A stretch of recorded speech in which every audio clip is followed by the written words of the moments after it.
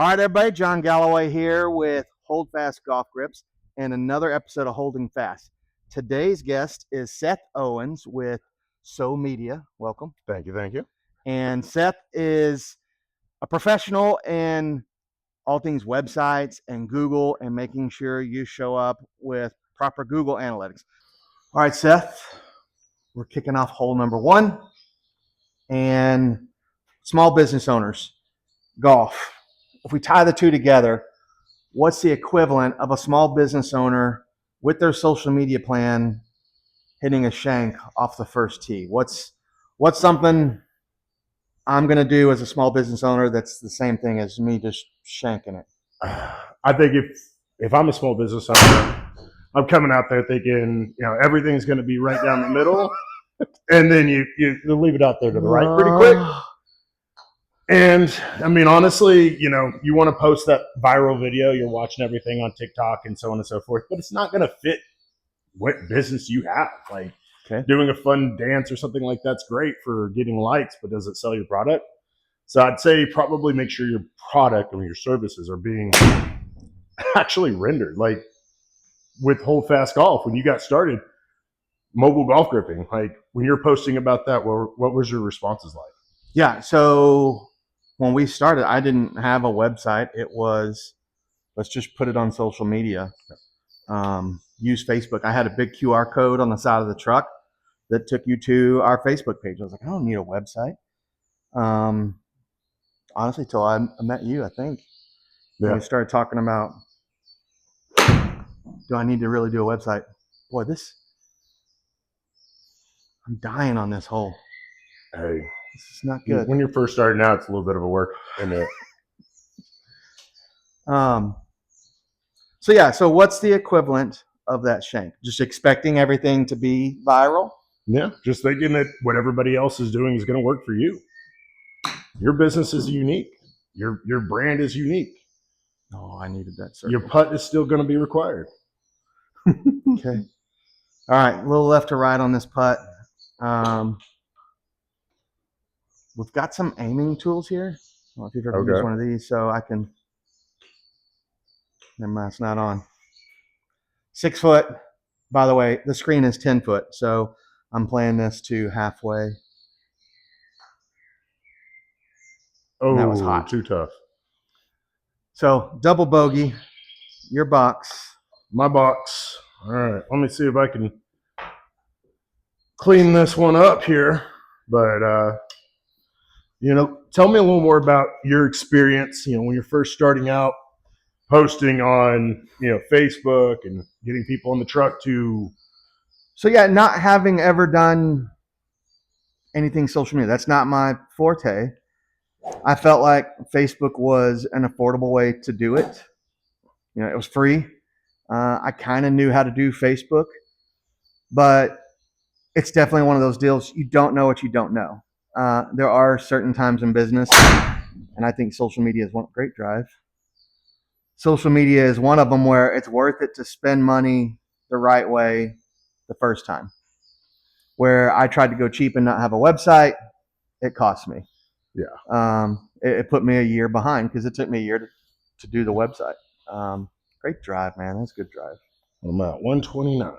Look at the social media guy hitting a dead straight drive. Just give me another hole. Don't worry. What do I think I can get there with this? Yeah, I mean, and then as a starting out, I'm sure spending money is a hard thing to do. No matter what, you just want to save a buck where you can. But after it did take off and you're getting all these messages on Facebook, how'd that go? Yeah, my business is a little bit unique in that I don't have a brick and mortar store for people to come to. Right. So, that's part of why we didn't want to have a website. Like, man, I don't want people coming to the house, or, I want to come to them. So they can find me on social media, message me, and then I'll come to them. There you go. Not quite, but close. But now that the business is growing and we're franchising, I absolutely need a website, and it needs to be a legit website where franchisees can go to it and see what it is we're doing, what other franchisees are doing. It gives you credibility. More, Right. I'm selling golf grips out of the bed of a pickup truck. I need to have something credible about our business. So the website was a great ad. Again, going back, could I play a mulligan and start with a website from the beginning? Yes. Well, I mean, and the question at the point was, you're first starting out, you're trying to figure out what to do, and like you kind of learn this through the backwards channels, but at the same time, like each business, I think that's really what I was going to take, is getting to the point of being authentic and thinking about your brand.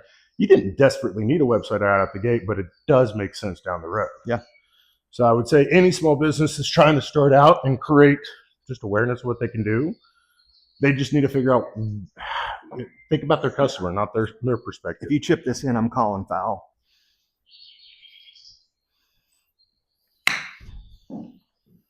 No. Stop. Gotta make that putt. Got to tap that in, huh?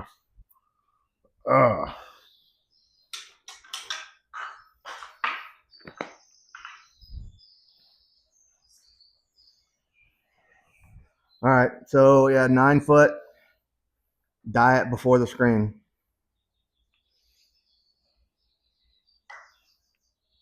No, way too much. Good line. Way too much. Yeah.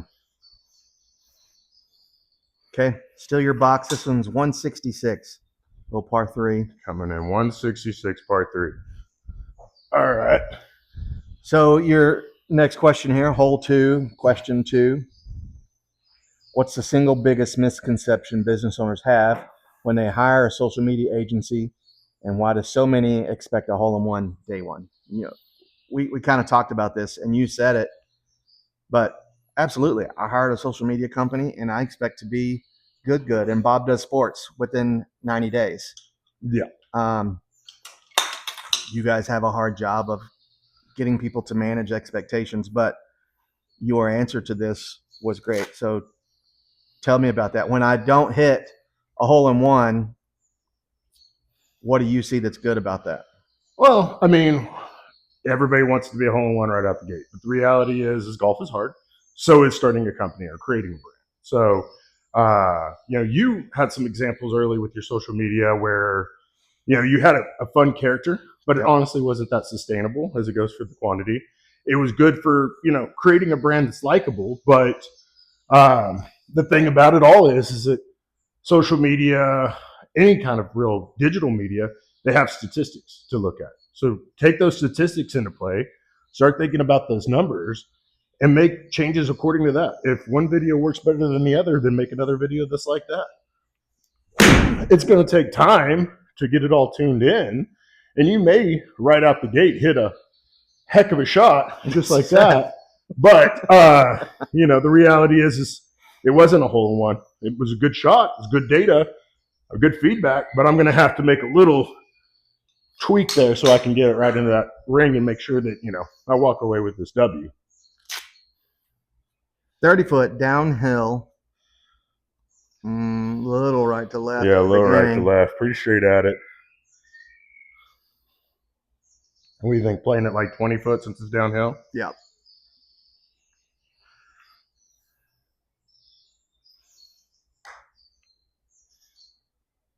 Just like that. Oh, good putt. Great putt. All right. So, I mean, you asked me a little bit about your, experiences with social media and getting an agency. What did you take away from that, though, when you did ask a person that thinks about that stuff a lot? This is absolutely out of my wheelhouse. I have no idea what I'm doing, and this is a category I need to pay someone to manage. I knew enough to know. Hang on. I got too much going on to try to learn how to do all this as well. That's a category I need to spend money. Yeah. I think that's one thing I'm noticing with working with other local small businesses is that the small business owners ends up wearing so many different hats, and they think they can do that part alone, but the one thing I kind of point to is it's like social media, digital media, even having a website. Like a website's like having an inbound sales lead. Like there's somebody sitting there on the other end of the call to take the call when it comes in. Social media is like having a field social person. You've got this situation where you're going out there, you're introducing your product, your brand. So why should the business owner be the only person doing this? You would hire a sales rep, right? Right. Why wouldn't you hire somebody to help you with that and specialize on it? Oh, come on. Get down there. Get in the circle. Man. Oh. I'll take that. All right. I'll take a tap in par. Here we go. Come on. Do it right. Okay. There He closed it. There Good it is. clutch. All right. Should be my box. Let's see this next question here. We got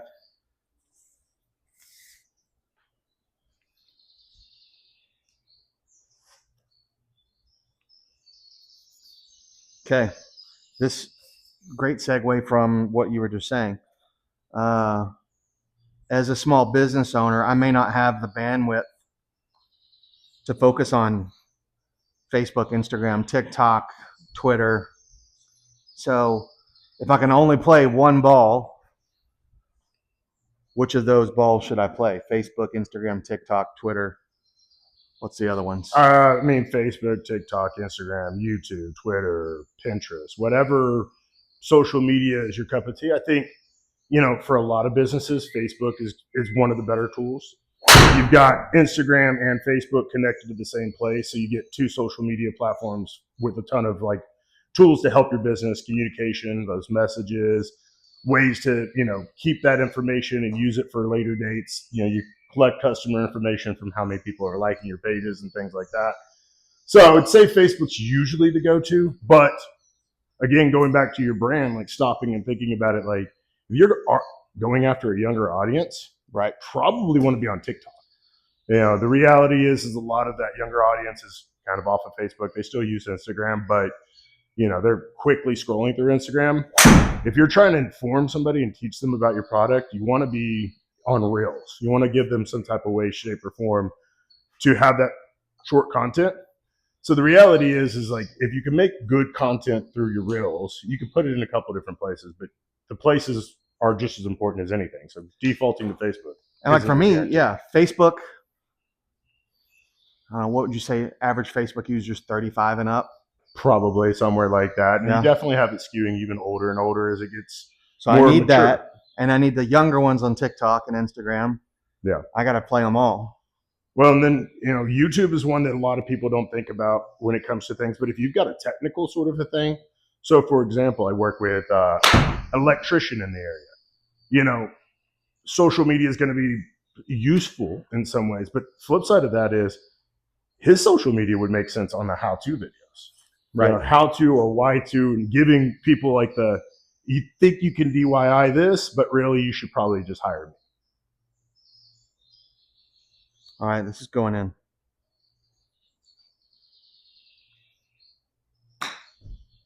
Oh, left it out there. Punch the brake. All right. It's going in now. This is for par, right? That is for par. So, I mean, going back to you on the questions, though, too, with the platforms, like you're on TikTok now, you've done Facebook. For you, which one's easier as a business owner to manage? Facebook is easier, and I get the biggest bang for the buck because it does feed over to Insta. I feel like I need to be doing more on TikTok. This podcast is going to YouTube, and it'll be cut up into reels to use on Insta and TikTok and all that. Yeah. So,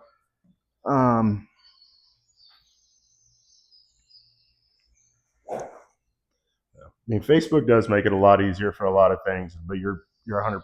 Like TikTok is essential now if you've got a younger audience you're trying to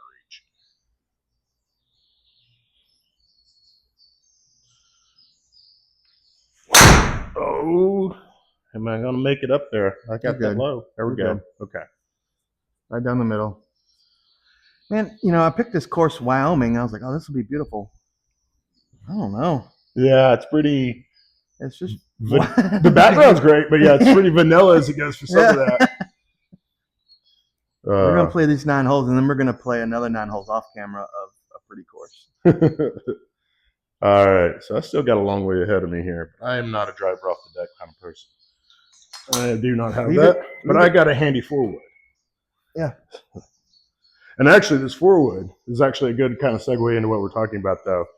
I can hit this thing about as far as I can hit that driver most of the time. It's just a handy club for me.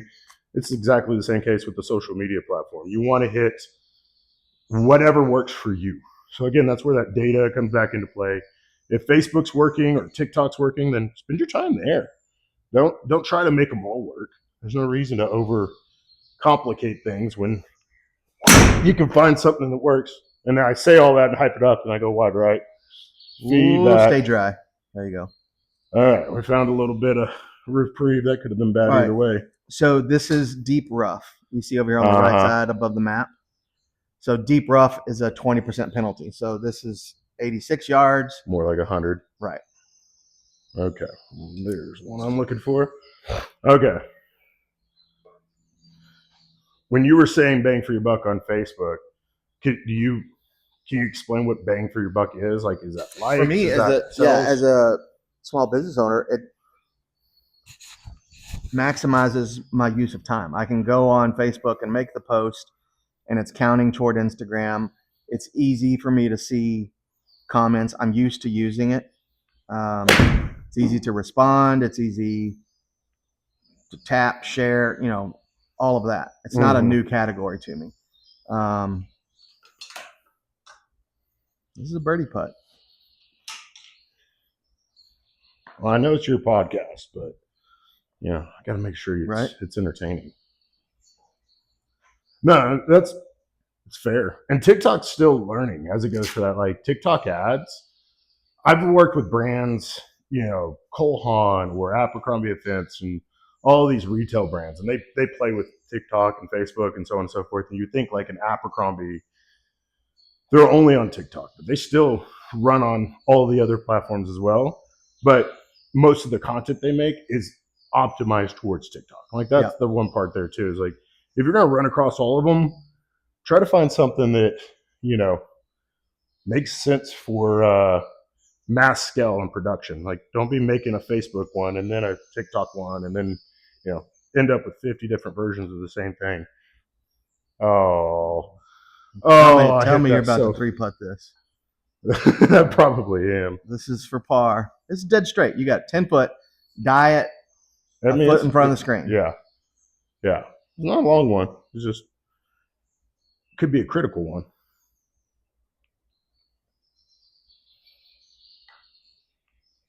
Get up there. I hit the first two like lasers, so I had to obviously be weak about it. Oh, this is a crazy hole. I take it back, Wyoming. This is pretty. They might get you here. I gotta move that mouse.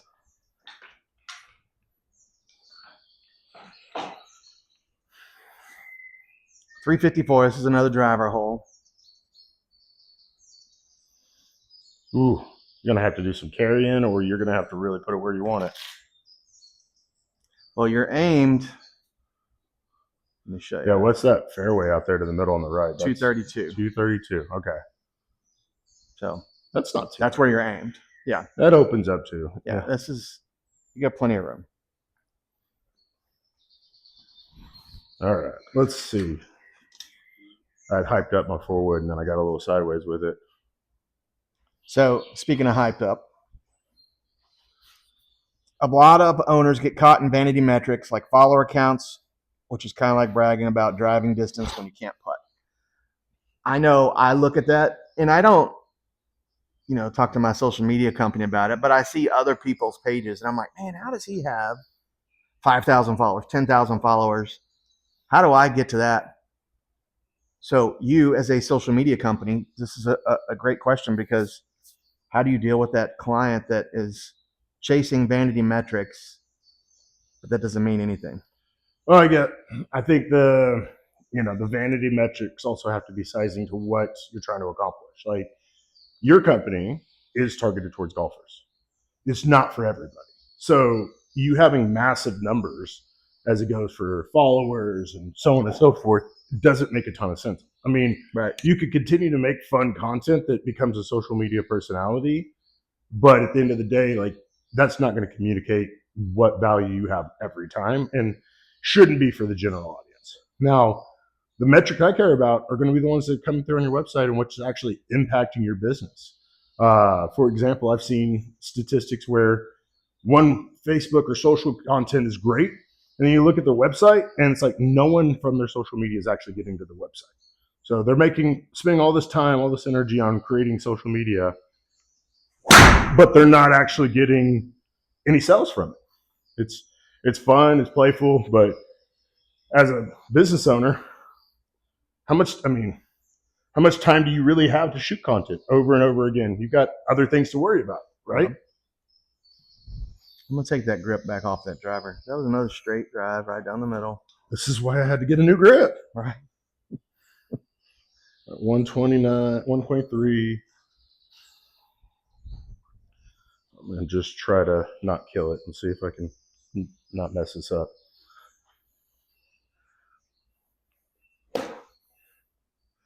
$123. That tree perfectly in the way. I bet I can hit it.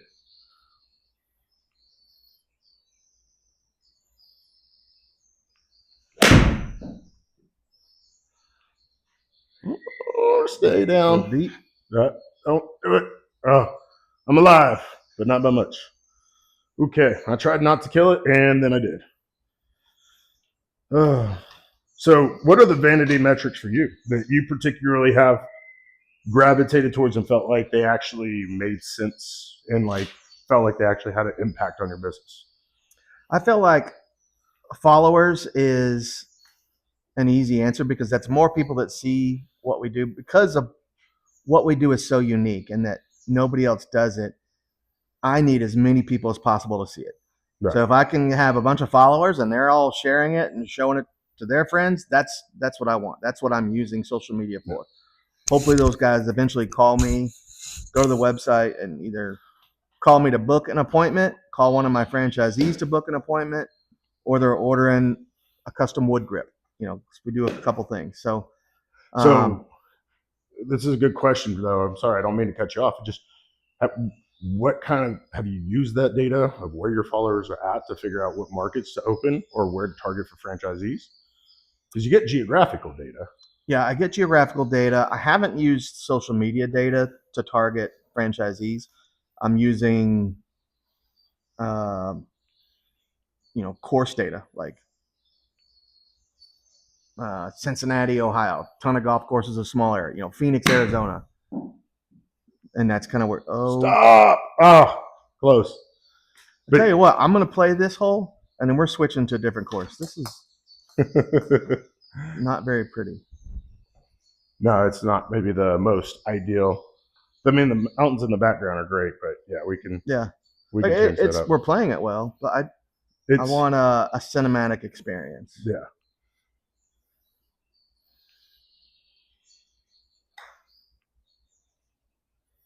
No. I'm in. I'll take it. All right. Walk away with my bogey. Let's see what I can figure out here. Well, and I asked you about that geographical data too, because I think that would be one of the things too. If I'm hiring a social media agency and I'm trying to figure out who's going to work best for me, right? I want them to not just tell me how they're going to make a cool reel. I want them to tell me how that reel is going to help inform my business going forward. That's kind of why I asked that. Is like You asked about vanity data. I think all the data can be one thing, like video views or completions rate or whatever it is. Like these are numbers that talk about people watching the video. But if I'm a small business owner, I want somebody that's talking to me about how they're going to take those pieces of information and start telling me how to maximize that data. Oh, I bladed it. Hang on now. I think you're live. You're probably still going to end up punting unless you just dunk this one. Oh, never mind. Now that I see that putt, I don't. We'll go for a push. 41. left to right, and then it's on a snow cone at the cup. Look at it. No, Mm-hmm. it's on a ridge. It sits if you get it right on it, but it's going to roll out if you leave All it right, there. let's go left. 41 foot. Okay. All right, you stayed in now. All right. All right. You want to change this up? Now it's kind of getting pretty. Let's play a pretty one. All right, we're going to cut there. That's fair.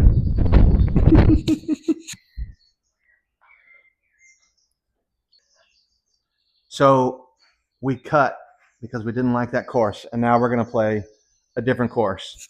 We looked at the scores. Scores are tied up through 4 holes. This next question is, course conditions are constantly changing.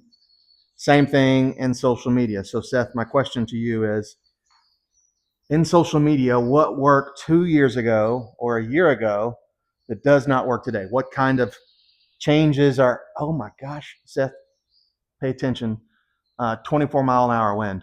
Oh, good catch. Speaking of course conditions changing. Yeah, constantly. Right? Yeah, got to be aware of these little signals and flags that are kind of telling you where to be thinking about it. No, I mean, but that's actually a good segue into it. And I would say, what worked 2 years ago versus what works this year or whatever, there's a lot of things that have changed. One of the things that has changed, obviously, is the way the content is produced. We all watch reels now, longer content. Okay. Unless you're an invested person into a podcast like Joe Rogan, you'll sit there for 2.5 hours watching Joe Rogan. But you also see those little clips of the podcast that are just nice little like, oh, I am actually interested in that. So big hop, please. That would be the thing is if you're going to shoot long content, you need to also be planning for cutting it down to 15-second lead-ins. Yep. We could shoot this 2-hour-long thing and then cut out a couple of clip notes that are interesting and put them out there, and hopefully those will tease people to come to the website. The other part that I would say too, from a technical thought process, is Apple and a lot of different platforms have gotten rid of ways that they take care of everybody's information. So we all know what the cookie is on a browser. You used to clear them after you watched something you weren't supposed to, and you didn't want your mom to see it. Okay. So cookies kind of went away. They're still around, but they're not as much of it. 3 years ago, I used to be able to just spam you with ads all the time.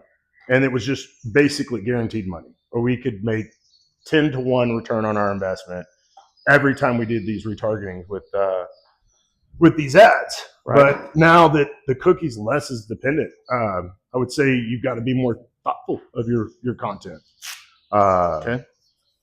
People, you don't have as many ways to target them. Facebook, it's probably been a little longer, but 5 years ago, you could get down to like the exact type of human being you wanted to show an ad to. Now it's these massive pools of people, and you're just hoping that the one you want shows up. So, content is going to drive a lot of your decisions and where you show up.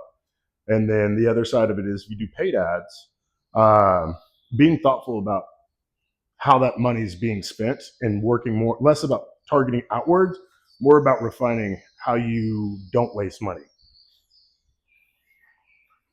When I say don't waste money, I'm also talking about just ads going to people that literally would never buy your product. Right.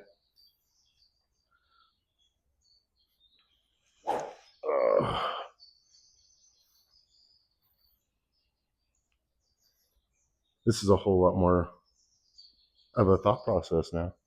Right. Oh, that's a high fly down.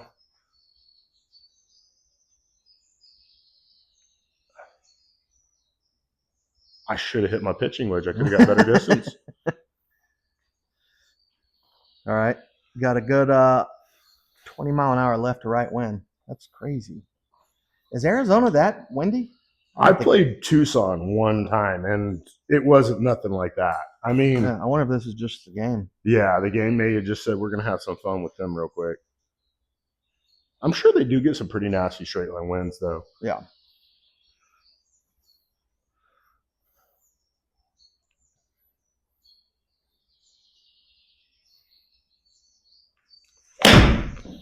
for me, the ad requests that I constantly get, and I'm curious your thought. The local school. Hey, do you want to be in our football brochure, or do you want to advertise on the back of this golf scorecard? I get that call 100 times. I've never bought anything off of an ad I saw on a golf scorecard. Like the Right. scorecards all have so dumb money. Now schools call and ask me to advertise. Sure, it's for a school. Yeah, the charitable whatever. side of it. Yeah. But for me, because of the business I'm in, I get 5 calls a week on charity golf tournaments. Hey, do you want to sponsor a hole? I can't do that. Yeah. Like I've never made enough money to make up for that every week. I would say, like, if you're a local business, sure. Yeah. But the reality is, like, your brand could be national in no time. Yeah. So each individual school district, while it's great in theory, it's just not practical for you.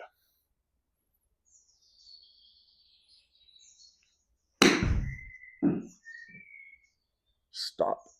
Oh, dang it. I thought I had one there. Not today. No, you got to 3-putt this now. Let's see where we are. So this is for par for you. I shot a 5. You got to make this putt.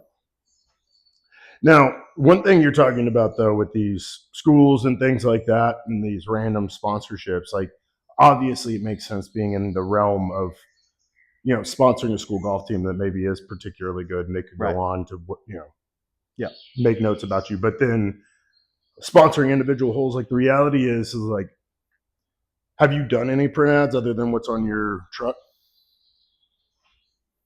Print. Like physical in the real world, not digital. No. I'm trying to think. No, I make some 5x7 cards that I'll leave at golf courses. Those do really well. Just like a bigger than business card, but bro, these screens are a little slower, I guess. Yeah. Well, all right. So this is where's the hole? All right, uphill. This is a drivable hole for you. I'll be disappointed if you don't drive this hole. I don't need that evil on me there, Ricky Bobby. Right? You put that hate on me. What do we got? Let the wind be behind you. Nope, into you. Okay, 320. So let's see. I'm gonna check your map over here. So that gets real tight. Is it worth trying to shoot the gap? Yeah. Okay, let's see. Go big or go home. You've been driving straight. I know. It's just a nice little tight fairway. All right. So we're on to the next hole. Next question, right? We got another one here. What do you got for me? You work with all kinds of industries. What's your secret for taking a traditional blue collar or hyper niche business and making them look engaging in a short form video? So I mean, so how do you take hold fast? We're hyper niche. Yeah, you're hyper niche. Well, I think there's a lot of things with your content that makes sense, but then also some of it that gets really lengthy. For example, you've got a couple brands. You've got obviously the franchisee side, but the mobile golf grip is the main one, and then the custom golf grips. If I look at your social media, there's so many of these custom golf grips on there, but I don't see as much frequency when it comes to your mobile business. So I'm going to step back and go from a business perspective, what's going to be the most profitable, and make sure that content is at the right cadence, I would say. Like, making content takes time, it takes energy. So if I'm going to invest that time and energy, I need to make sure I'm thinking about it from what's going to make me the most money. So that content, those pieces are helpful, but, got to make sure we spend that time where it matters the most. Uh-oh. You talked me into it, and I might be in trouble now. Let's go. Let's see. Ooh. Can I move that rock? Can I get some fans from the side? Please help me with this rock. We're at 109. 109 in the sand. So is that rock going to block me regardless, though? No. It's nice I don't have to actually worry about breaking my club. Right. You need to play this 120. That's kind of what I was guessing, but good to know. So we're talking about trying to get the right content for, you know, your small business. Like, is your small business only planning to stay in your town? Is it going to be national, so on and so forth? Because Whole Fast going national, like, you need to be a little more generic. You can't, you know, just reference local stuff. Yeah. But vice versa, if I'm a local coffee shop, you know, probably worth partnering with some of my businesses in town, things like that. Still from their audience, their things, you know.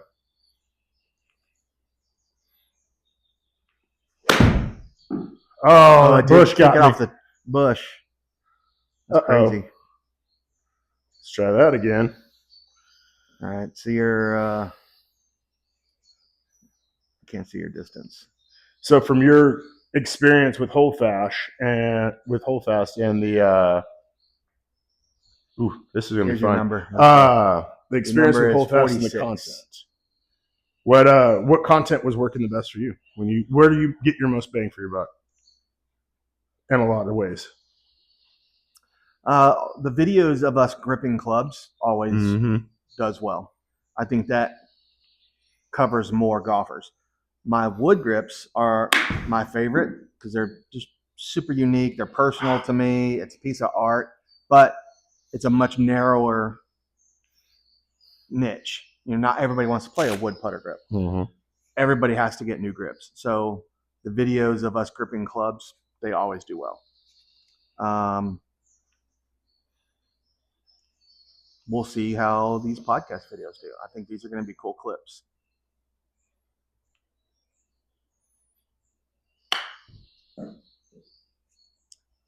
I don't know how I did that. That would, yeah. You hit it right on the screen. It went left. It zigged and then it decided it would zag. Okay. All right. Well, and I was asking that too because I was looking at your stuff online, and it seems like your custom putter grips do like around 200 like views each, something like that. Okay. And I did notice like your mobile stuff has a little more consistency. Have you ever tried like playing with the different ways that you do that? Like the mobile on the custom grips, like would it make sense to have it where you could scroll through multiple pictures on the post or things like that? Have you ever played with those? I have not. Yeah. The reason I ask that is just, you know, as a small business, sometimes it might make sense different ways of posting, like not just always being a reel. They're going to be your biggest bang for your buck, but if you're using it as a storefront, like some businesses early, might make sense to highlight more with less. I don't like the screen anymore. So this one, you got to at least make it to the screen on this putt. Like I said, the screen's 10 foot. Yeah. Yeah. Well, I feel like those other greens were maybe a little more. The other ones were faster. These are slower.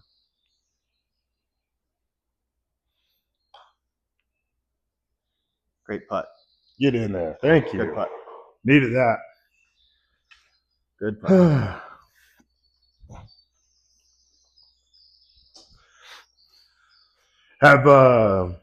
I'm curious too. You know, we're talking about the hole-in-one with the social content.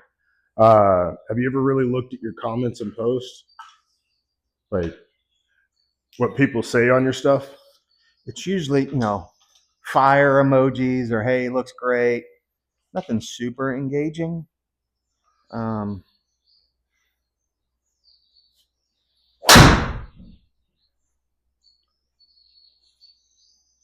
There we go. Oh wow. Giving me a chance at least. All right. Okay. Yeah, a lot of emojis, a lot of that. I was just curious, like, do you get a lot of trolls? I haven't had anything like that. Now, there are, when I post videos of us doing grips, there's a lot of angry old men. There's no way that works. That grip's coming off. You can't do it that fast. You're ruining people's clubs. There's a bunch of that, which those are the posts that get a ton of views, which is fine with me. I'll respond. Well, that was the part I was actually wanting to ask you about. You were asking, like, what's the perfect recipe for content with a small business? Right. There's not going to be one size fit all, But one thing that's going to be consistent is that community engagement. Yep. Like everybody's worried about somebody saying a negative thing on their post and they don't want this or they don't want that. That interaction rate, even if it's good or bad, is going to help your post get out there more and more and more.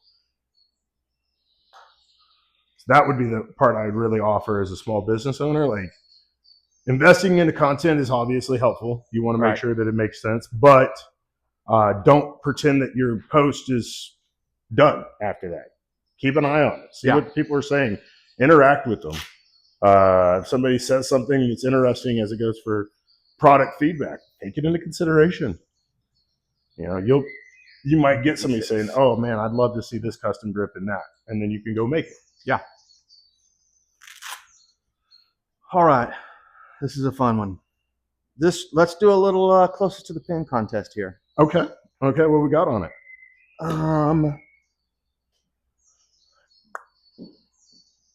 What are we gonna bet?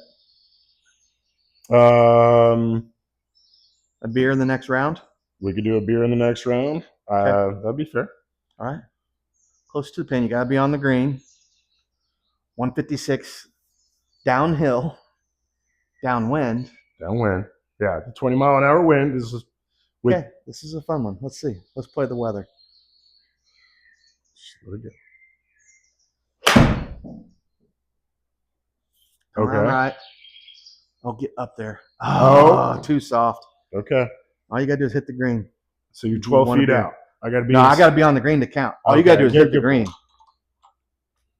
Oh. If you hit the green, we're good. All right. We're now on what, hole 7? Yeah.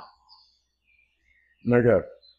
So we're going to roll reverse here because we got ahead of it. But now we're in the backstretch. You know, AIs, the funnel putts, you know, all of these things are changing. And it seems like that's kind of where things are going. Now you've got, we're heading into a final stretch. The organic reach versus paid ads. Is organic content still enough to grow a brand today? Or do you need to pay to play to get on the green?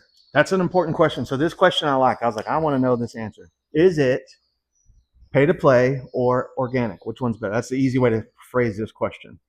I think organic is essential to a certain stretch, but I would say that the pay to play is where I've specialized. You know, I've done paid ads most of my life. I've dabbled in social along the way with organic content, and paid and social do pair together. You can't do one without the other. I can't run a Facebook ad unless it's been posted on your organic thing. So they have to work together. But same story there. When it comes to pay to play, it's so easy to waste money. I mean, I don't know how many times I've seen brands and businesses spend thousands of dollars and get nothing for it. Yeah. You know, particularly when we're talking about, you know, programmatic ads, the ones that follow you around on the Weather Channel. No one clicks those anymore.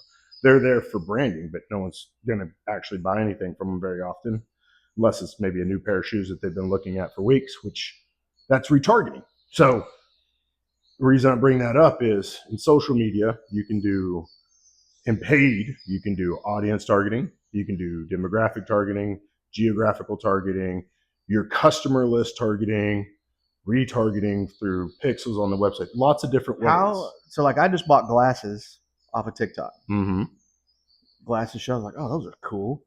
And then another ad, and then another, you know, because I click on the ad to see it. You know, let's see, you know. But I did buy some last night. So how does that ad show up? Well, had you already been to their website before it showed up? No. Okay, so they're probably using interest and demographic targeting. Oh, that wasn't good. You got me on this one. No, it's a push because neither one of us made the green. Yeah, I hit straight turf. Hit a mulligan. Hit that mulligan button on the machine. I want you to have a better chance. Top left. He really had to twist my arm for that. There you go. But yeah, so we're talking about how do you see this ad? Well, they probably know that guys tend to buy that type of glasses. So they set up their creative to only show to guys because there's no reason, unless I guess they're targeting your wife. 2, they probably know that people that wear their glasses are into golf or something like that. So they use interest targeting. And then 3, you may even break up that set of glasses into different audiences. So you want to get a younger guy in one ad, an older guy in the middle ad, or whatever. So the content or the creative should match up with the targeting. So they put all these different things of your interest, your age, your demographic into play. So whenever you see that ad, it's like, yeah, this is somebody that would probably buy my ad because you had never met them before. It was your first time meeting them online, right? Like it wasn't a pair of glasses that you'd been looking at before. No. Yeah. So that's why I bring up much better shot. Much better shot. Look at this. All out, and then we can't count it. You got a hole in one. I thought I was about to get on there. Good shot. No, and I mean, the only reason I go asking and bringing all these things up is like there's lots of ways that you can put that together. Your most cost-effective part is probably going to be retargeting because they've already been to your website or already interacted with your page. Then the next one's going to be demographic and things like that. Like you're going to show it to the kind of person you want to buy it. So you bumped the ball a second ago, and it counted it as a second stroke. So now it shows you hitting 3. Oh, darn. So that's all right. We'll count that as my mulligan stroke.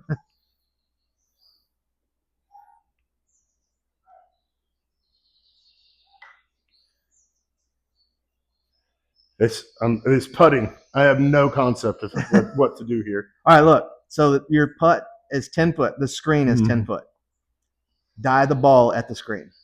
Okay.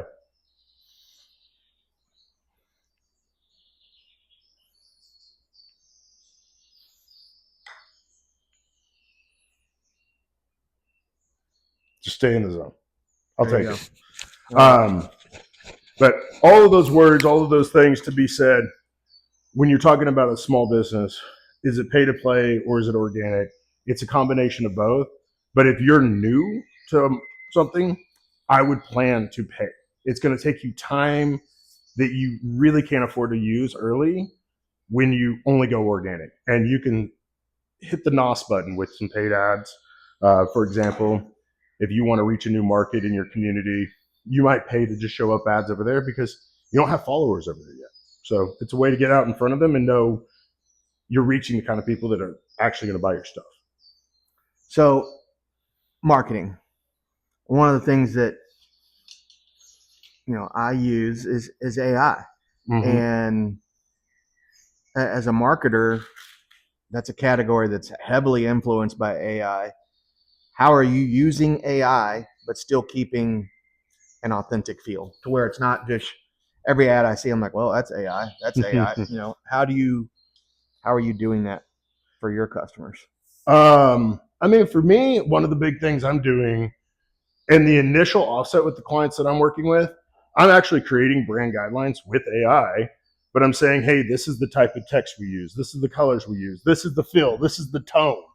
I make these brand guidelines using AI like Claude, but I get a chance to give it feedback before we get too far. So the proactive work there to really this is the kind of feel I want. This is the type of energy I want. These are the types of things I want. I think is essential.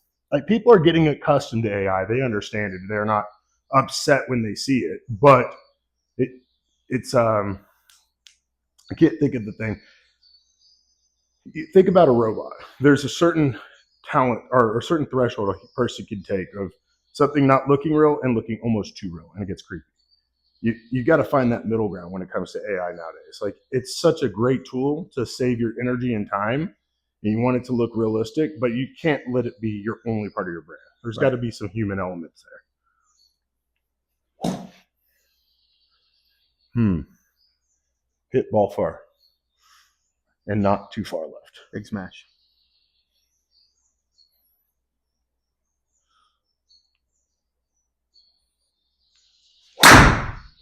So when you're using your AI tools, what kind of things are you using it with? Just mainly content editing or? No, I do all the content editing. Oh, hang on. The funny thing is, I use it for how do I do stuff? Kind of like how we used to use YouTube. You pull up YouTube, like how do I change the font in Microsoft Word, or whatever it is. Now I ask AI those technical questions instead of going to YouTube. Content wise, no, I still shoot the videos, make the scripts or whatever for the videos. I'll ask it like, hey, I made a wood grip that's black and red. What's going to be a pretty background for it? Should it be white or should it be gray? Yeah. And AI will tell me, oh, like when I'm looking for technical support like that, but I don't put it in and say, hey, make me a video of this grip. I probably should. Probably better looking. Well, there's things that maybe use an AI to go, hey, can you go through here and give me a couple of recommendations of where to clip this to make a short reel? Yeah. That makes a ton of sense. But it shouldn't be the one that writes your script. It shouldn't be the certain things like I've been to conferences and they were talking about SEO. And SEO, obviously, everybody's having AI write them content for their pages and then they're slapping it on there. And you sound like a robot. So you got to have a human element to anything you do. Content, SEO, just even the words you're saying about your brand, it needs to feel like it's from you. Yeah. So that's why I was talking about the brand guidelines. Like I'm telling it before I even go in there, this is who this brand is. This is the stuff they care about. For example, I work with the restaurant that's faith-based. So they're, having a lot of religious references is important to them. So I told AI before we got going too far to keep that in mind. And so when it starts making stuff for me, it has that already in mindset and recommends verses and other bits of information to kind of make it feel like them. Good club. And then, rolled out a little bit. But then, the human still goes back, rereads it, but it's 90% there instead of 50% there, Reworking it spends a lot of energy and time. I can just use this. I think, though, we're all getting more comfortable using AI, so it's just going to continue to get even easier and easier and simpler and simpler. We just have to find that fine line before Skynet happens. Uh-oh. Yep. See, you said Skynet. I did. They didn't like that at all. Uh-oh. This could be tricky.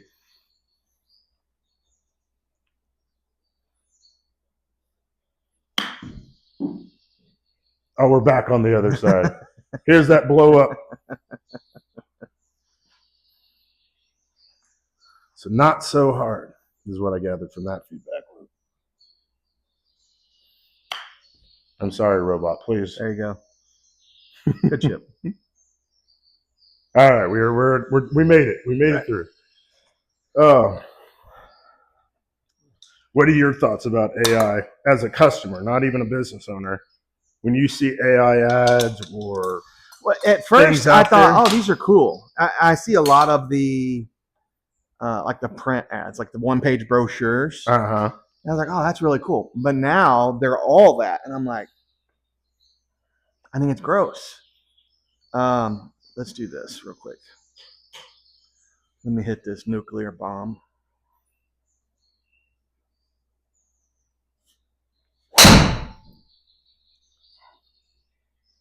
Oh!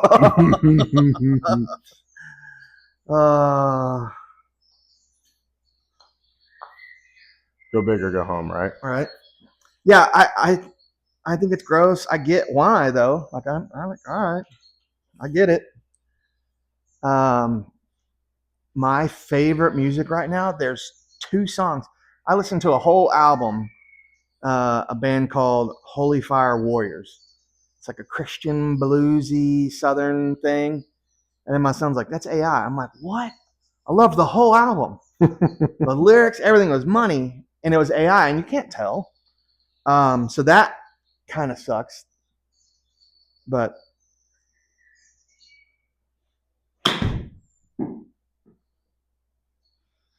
I'm putting this. So I like that. All right, this is a cool way to have new music. It doesn't bother me that there's not somebody I don't go to concerts anyway, but so that doesn't really bother. My daughter's like, well, you can't ever go listen to this band in person. I'm like, I don't care. Let's see.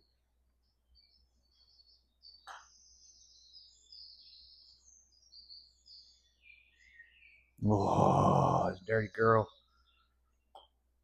That was definitely your hole. Nice big old blow up for you there. But yeah, I don't mind AI. I think it's fine. I'm not worried about it taking over installing grips or making custom wood putter grips. Uh, if I was in a technical field, I think attorneys should be worried. Yeah. Was this 519?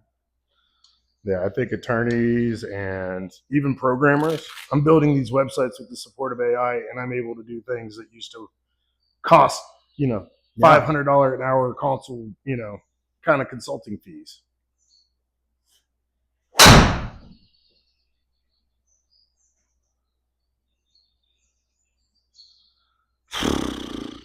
Had a good wind with me, and I kept it 57 feet in the air. That's great. No wind touches it.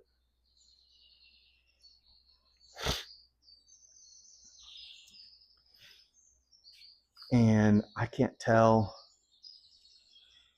if I'm in the bush. I don't know what this is going to do coming out. Let's just hit a 7-iron. All right, so we're on our 18th, right? Or 9th? Ninth hole. We're on our 9th hole. We're here at the final hole. Pressure's on. You can tell. If a business owner managing their own social media is listening right now and feels completely stuck in the bunkers, what are the first two things that they should change tonight? Yeah, that's a great question for you. What two things should a business owner change? I think there's a couple of things to it. One, if they're over dependent on AI to make all their stuff and they're just letting Chat GPT become their brand, they need to lean in and start adding their flavor to it. As you were kind of talking about, you don't mind AI, but you can tell when it's AI now. You need to be making your content human. You need to be the subject matter expert, not the robot. Let's get fancy on this shot. I'm going to try and go up and over that tree. So humanize your stuff would be mine. And I would... Ooh, you went way up. And made a dent. That was a great flop shot. Humanize your stuff. And then the other part I'd give you would be don't ignore your data. Your content you were talking about earlier with your grips get more engagements. That's good feedback to know. Spend more time there. Are your things online getting to a place where people are actually buying it? Your data can tell you that. So listen to your data. And that's where AI comes back in, though. You can take that same data, download those reports, upload it back into an AI thing, and it'll give you the cliff notes real quick. And then you can make decisions off of it. Right. So all I got to do is make up like 5 strokes in this hole, right? Drain it. I don't think. How far off are you? We were pretty even, and then I had that bad blow up hole. So we're got a little bit of work ahead of us over here. Back and forth on the green hurt.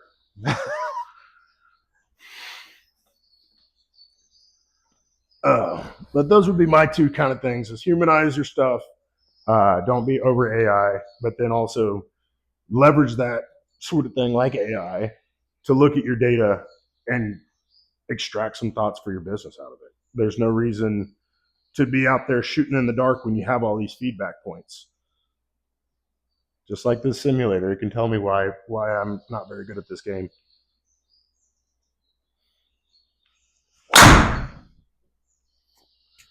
So it doesn't take very long to figure it out when you do that. Man.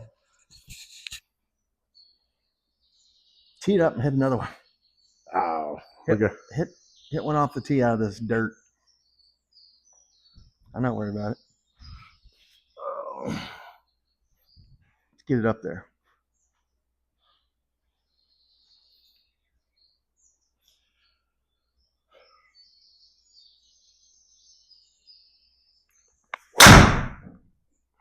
I got a little more gas in the tank.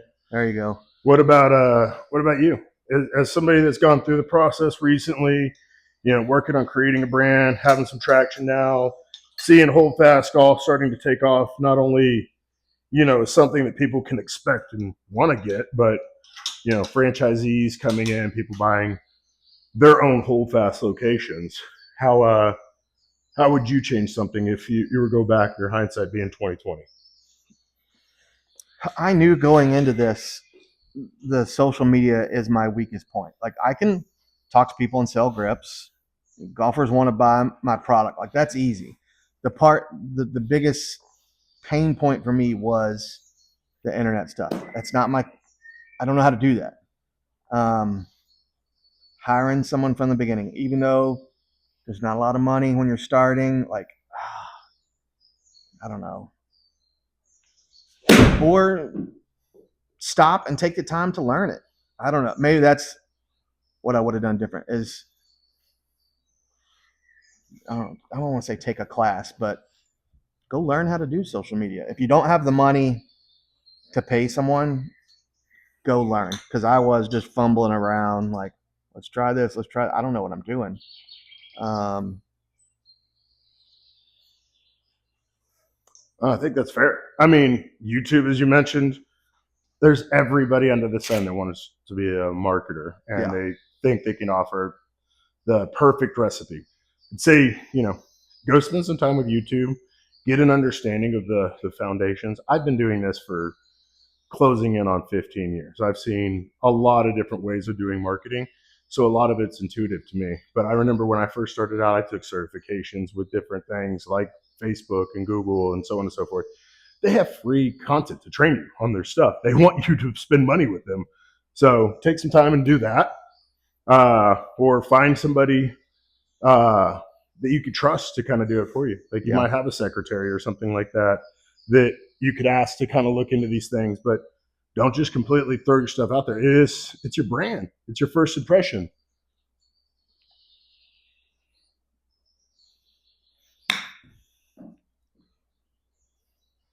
Oh, it was a good chip. I'll Didn't end take up where you that. wanted, but that was a good chip. It ain't what I wanted, but it'll do its job. Nope, too far out.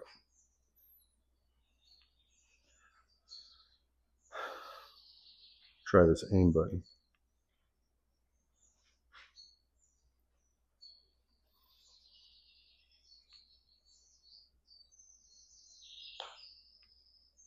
Bingo. Oh, I would have laughed if that was the only putt I made all day and I used my wedge. All right. There's 9 holes, 9 questions. Let's wrap up on the couch. I got a couple more questions. Okay. Good scramble. Yeah. All right. So we just finished playing our 9 holes. We went through 9 questions, and I want to give Seth a chance to elaborate on some of his points. But I had a question. So we were talking about websites and getting started as a business owner. It took me a while to do a website. I didn't think I needed one. Then we did one. I'm glad I have one. I should have done it for sure. But every marketing person that I talk to says, oh, we got to change your website. Everybody has their own flavor of what they wanted to do. I didn't realize, because I talked to you guys and you're saying, oh, we got to do this, this, and this. And what y'all said made sense. And I was like, yep, here's, $3,000, whatever it is. And then you go talk to somebody else and like, oh, we got to change this, this, and this. I'm like, oh yeah, that makes sense too. There's $3,000. I spent 10 grand in the first year building and redoing the website. What's a way to do it right from the get go? And if your answer is call me, yeah, my answer would be that. But yeah. No, I mean, I think what you said is exactly right. Though. Everybody has their take on it. Right. Where my mindset's going to be is going to be on the organic Google stuff and how is Google checking your page, optimizing it. But then another person that's more creative might have more of a, we want big pictures. We want it to be simple. We want it to be very engaging. I don't think there's always going to be a perfect one, but I think there's the mindset of creating the initial website with the core functions at the top of mind. How does somebody find out about your product? How does somebody get a hold of you? And how does, this website feel to your brand? If you've got too much going on a website and it looks great, but it's not very functional. Like when I think when we first met, your website had a bunch of like embedded videos, and it was just really slow and kind of Right. not great for somebody, especially on their phone. And it's like, okay, let's change that and put it on YouTube, and then that'll speed up your website. So when I get there, I don't have to wait 3 or 4 seconds for it to load up. Right. So that's part of it. That's going to help out with your Google listings and things like that. Because if your website's really slow, they don't like that. But vice versa, um, if you make your site super lean and it doesn't have much to it, it just feels hollow. It's not doing a whole lot. It's going to be your sales rep, and if you haven't armed your sales rep with your pitch deck or whatever it is, they're not going to be able to close a lot of business. So, trying to find that mix between the two, and also thinking about it from the start of what tools make the most sense. Right. So, like your business has the capacity to scale to be a national brand, have lots of multifunctional parts of it. So you need to be able to get to a spot where you can rapidly add franchisee pages and add these different things. So templatizing it and not spending a ton of time making it feel exactly one way, but making it scalable. Vice versa, if I'm a local coffee shop or a restaurant or something, I can really just focus on 3 or 4 pages, my menu, Right. my services, so on and so forth. So if I'm going into this and I have the expectation my company is going to grow to be fairly large and my website's going to help me do that, invest into it heavily.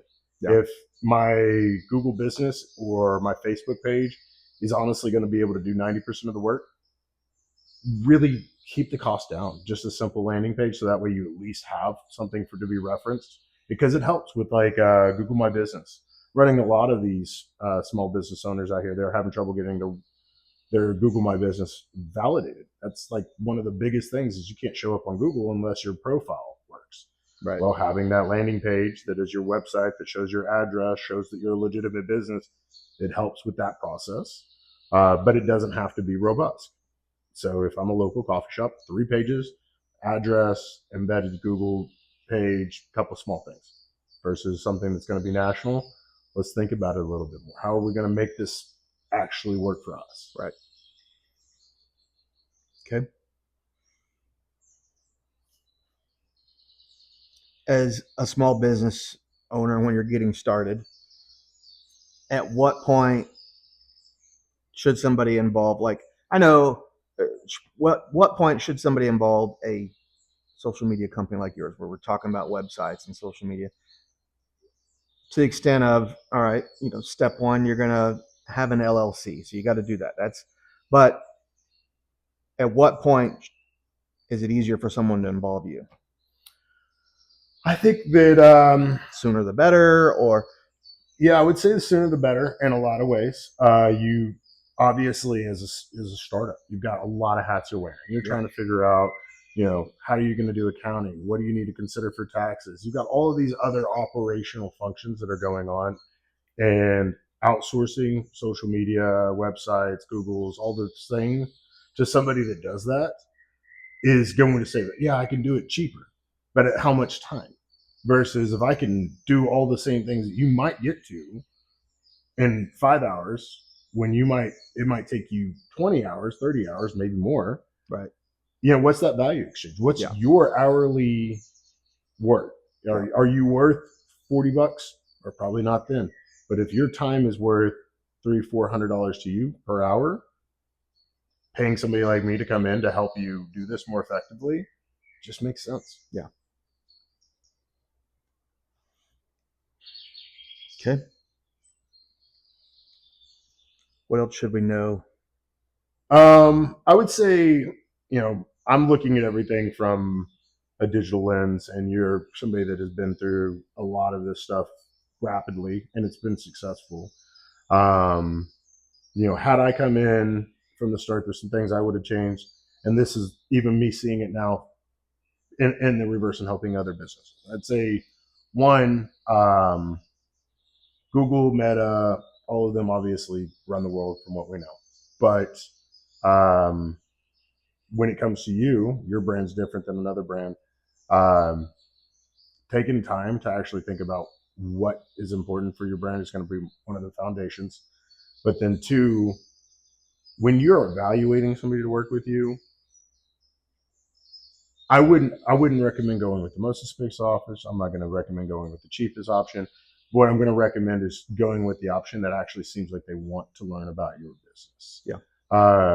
Anything online, it's not detached from what you're doing in the real world, and those should be pretty symbiotic. If I'm looking at Holdfast online, it should feel like I'm meeting John, not if I'm just looking at some Temu item that I found wherever.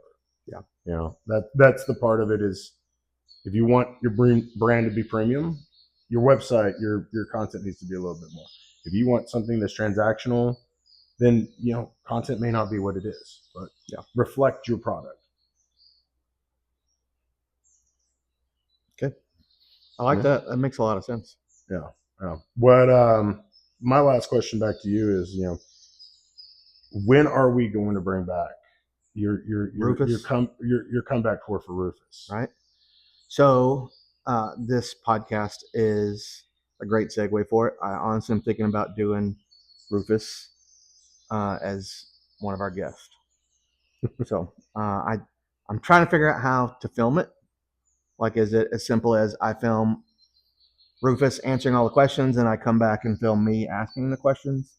Or do I change clothes every hole and do it like that? I don't know. So, but Rufus is fun, gets a lot of views, and I think he has a place. Yeah. For Holdfast.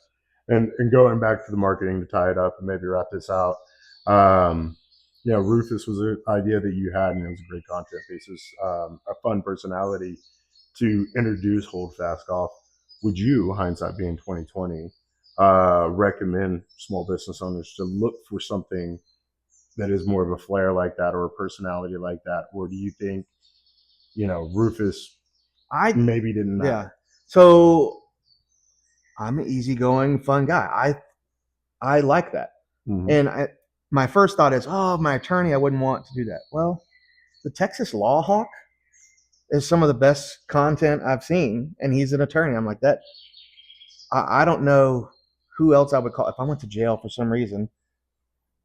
Jim Adler, the tough, smart lawyer, like that sticks in your head. That catchy deal. So for me, yes, I think the funny, casual stuff is a great way to remember somebody. Would I want my neurosurgeon doing that? I don't know. Probably not the best. But energy. If you're selling tires, insurance, or social media content, I don't know. Yeah, give me somebody to remember you by. Especially insurance agents. There's Justin Hawkins, the insurance hawk. Like, all right, great content, lots of red, white, and blue, big over the top personality. Great stuff. So yeah, no, I think it's fair, and that's where I'd go back to it with the small business owners and being authentic. Like I was just gonna say, is it authentic to you? Yeah. Are you a funny, not a funny guy, but do you have a personality that fits to? Yeah. Everybody has a professional face, but people buy from people they want to like in a lot of ways. So obviously, Amazon, you can get a lot of things cheaper, but if it's going to be a service or if it's going to be something that requires a relationship, I think there's a balance of, would my buddy show his wife Rufus Dickham's videos? I don't know, I've come close to that line. But I think also going over that line is what makes good content. Yeah. I mean, the old adage in marketing is, no press is bad press. Right. I would say be careful with that because cancel culture does change that. But, vice versa, like being safe is not going to go viral. You can't do that. And then being generic isn't going to win you over. If you go out in front of a camera and you try to act like Rufus, but you don't have the personality for it, it's not going to work. Yeah. Vice versa, if you have a script that you just read like a biography, no one's going to stay there. You got like there's a guy. So we franchised our business, and so as new franchisees come in, I tell them all the same thing. I think what makes us unique is that the concierge side of our business, how we come to your house and grip your clubs. We meet you at church. We meet you Walmart parking lot, wherever it is, the golf course, whatever. We come to you. I think one of our guys, their whole gig should be doing grips in a tuxedo. Like, hey, we are a fancy, high end service, and get one of those Dumb and Dumber tuxedos, rent it for the day, and shoot a bunch of content. The Yeah. orange or the The blue, or orange or even blue. just the t-shirts. Yeah. But I think that's the kind of content I want to see. That's what people will remember. Like, look at this guy in a tuxedo changing grips at the golf course. Like, that's maybe I need to make Rufus do it. I don't know. Well, I mean, So you said something there though. For me, as somebody just starting out on my own and building my own brand, but I'm also seeing what your evolution is too, and what you're offering now is a brand that people can buy to where they can be authentic and they're not wearing a 9-to-5 suit. You had a video piece that you put together a while back about that. Would you? I mean, I think that's an amazing way to. If I'm a franchisee, I'm getting out of my desk job. I can go out to the golf course and be myself, and not worry about the HR department being mad if I wrote the wrong email. But tell me about just briefly here with your franchise experiments and experience. Was that video the right thing? Was that what actually makes people want to franchise with Holdfast, or how is that? I think it definitely plants the seed. So the premise is, leave your 9 to 5. You don't have to work in a cubicle. It's much better to go work at a golf course. Yeah. And somebody told me one day, he's like, in your normal job, you're dealing with angry people or mad customers, whatever. Everybody on a golf course is in a great mood. Like they're having a great day. Yeah. Like no one's at a golf course angry. A bad day. Maybe at the end of the round they're angry, but it's so you're always dealing with people in a good mood, and it's great. It's a really nice perk. But to be able to work on a golf course and a different golf course, like I'm not going to a cubicle looking at the same thing all day, every day. I get to go wherever I want. So it's great. But yes, that video, the idea of that video is you don't have to work. You don't have to work for the man. You can work for yourself. You work for yourself. You have your own flexibility. You're also not working, sitting at a desk for 10, 12 hours, whatever. And as it goes for shooting that video, like obviously that was a bit of an investment. How much, as a small business owner, how much have you spent on content like that versus things you've shot? And where's that fine line of like, paying for real content? Mm-hmm. So we knew we wanted to have a real, like a finely polished commercial. Once we decided we're going to franchise, I need to have something professional other than what we shot on the iPhone. This is authentic, but we wanted to have a true product. And we used John Tarrant with Tarrant Media. He did a great job. That's what he does. Absolutely money well spent because we have used that video over and over. It's on our website. It goes on our social media. The price was not bad. I want to say, you said, how much have we spent? I want to say it was less than $2,000. It wasn't crazy. We did 2 videos. He spent the day shooting content with us. It may have been $3,000, but it was real professionally edited content that looks good. The cheapest money I've spent, and I need to tell you about it, is I found it on TikTok or Instagram. Like, hey, we'll digitize or we'll animate your logo. Mm-hmm. And I went to the website. I was like, man, is this a scam? And it was like 6 logos for $60. It was like the pitch. So $10 a logo. I was like, all right, great. So I paid them the $60 in a week. They sent me animated logos. I love them. Yeah. And I've gone back and bought them again. Like I use them on the end of all these videos, but that was easy money to spend, but big bang for the buck because it looks great. Yeah. But animated logos, I use them on all our social media stuff. Yeah, having that watermark sort of stuff on there because obviously, you want to get to it. And that's why I asked you, like, investing into professional content, like it made sense. You reuse them for a lot, but like it's not for everybody. You get a couple of them that you can use for highlights. You clip them down, you can make a couple reels out of them, but then blend it with your organic stuff, but add the watermarks.